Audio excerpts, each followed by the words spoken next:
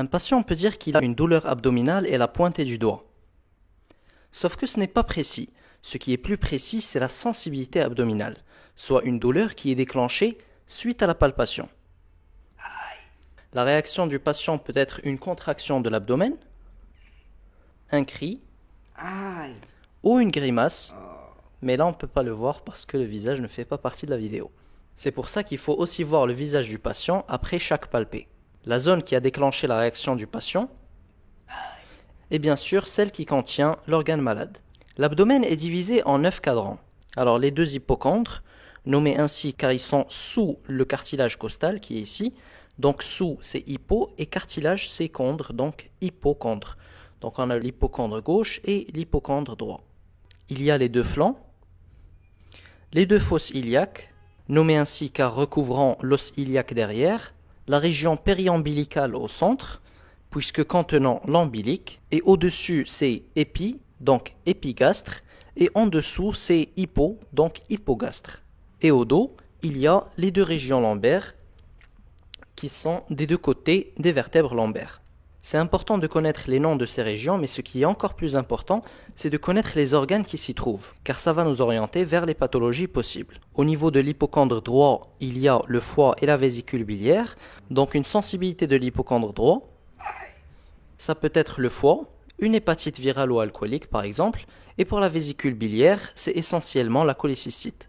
Pour l'épigastre, il y a l'estomac et le duodénum, donc une sensibilité à ce niveau oriente vers une gastrite ou un ulcère gastrique ou un ulcère du duodénum. Pour l'hypochondre gauche, il y a la rate et derrière elle le rein, donc une sensibilité à ce niveau peut être une rupture de la rate ou un infarctus splénique, ou pour le rein une pyélonéphrite aiguë, soit l'infection du rein qui est composée du pyélon et du néphron, d'où le nom pyélonéphrite. Là c'est le flanc droit et là le flanc gauche, et entre les deux, la région périombilicale, soit autour de l'ombilic, on y retrouve le pancréas, l'intestin grêle et l'aorte abdominale. Pour le pancréas, c'est la pancréatite aiguë, pour l'intestin grêle, l'infarctus du grêle, et pour l'aorte abdominale, un anévrisme de l'aorte abdominale qui s'est rompu. Pour les fosses iliaques, c'est le côlon et les annexes utérines. Et comme il y a les annexes utérines, notamment les trompes, à droite et à gauche, ça peut être une grossesse extra-utérine. Mais comme il s'agit d'un homme, ici, c'est pas possible, donc on va penser plutôt au côlon.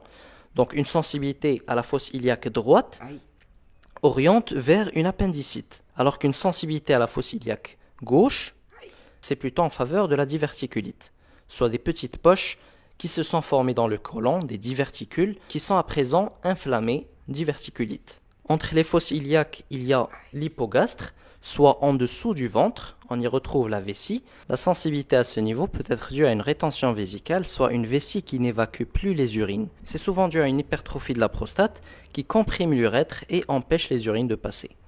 En même temps, ça a lieu plutôt chez les vieux, donc ici ça ne compte pas.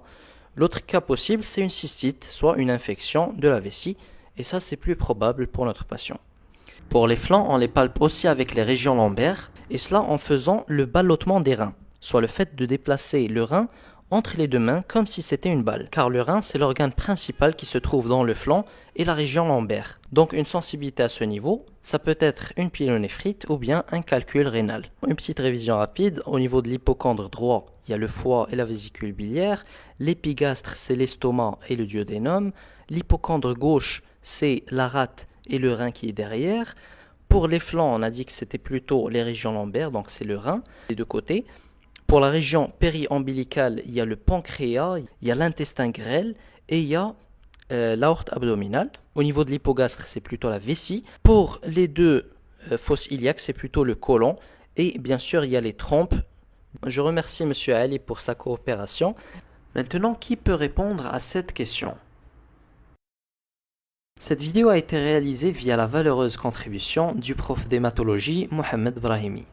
Je laisse le lien de sa chaîne dans la description.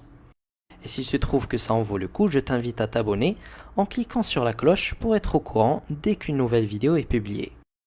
Et je te vois sur le prochain épisode de Dr Asus, Inch'Allah.